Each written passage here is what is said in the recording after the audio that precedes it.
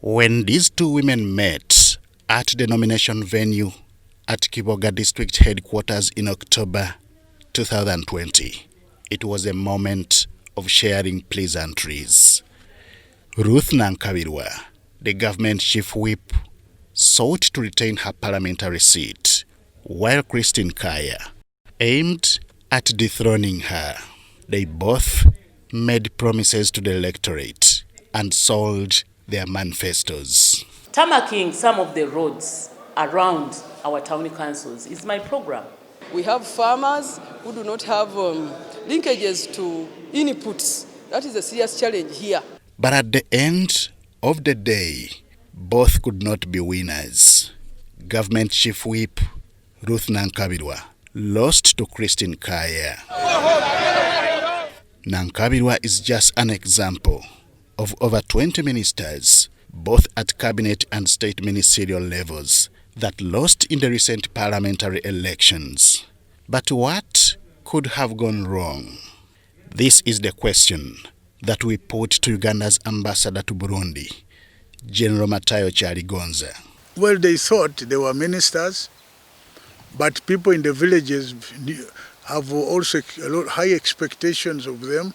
Kyaligonza faults the ministers for what he describes as assuming that victory was obvious, only to lose to little-known newcomers. These days, a minister is supposed to build the schools. A minister is supposed to bury everybody who dies in his constituency.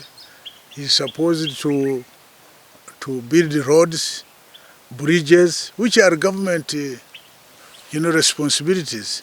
But because our political ideologues have not been good enough. It is not, however, a cause for worry, as this is not a total loss, if only the ruling National Resistance Movement could reorganize itself. This election here has been a bit trying, but the COVID has made it very difficult because we could not go and show our antiques in campaigns, in talking and convincing the people. President Museveni chose to go scientific. Kyaligonza's assertion is not far from that recently made by State Minister for Disaster Preparedness and Refugees, Musa Echweru, who wants the NRM Secretariat overhauled. We really think that when we are done with this election, this secretariat, we must sit and frankly dissect it. As for presidential elections, which incumbent Yoweri Museveni won, Kyaligonza welcomes the victory, emphasizing how experience is still needed in Uganda's political leadership. Ordinarily, I would say Bobi Wine is not experience. Somebody comes, I have plan B. What is plan B? You have not told us plan B. The plan A is the campaigns and the winning of the election. But plan B, is it war? Is it moving at night? Night dancing? Or what is this? Because it is kept obscure.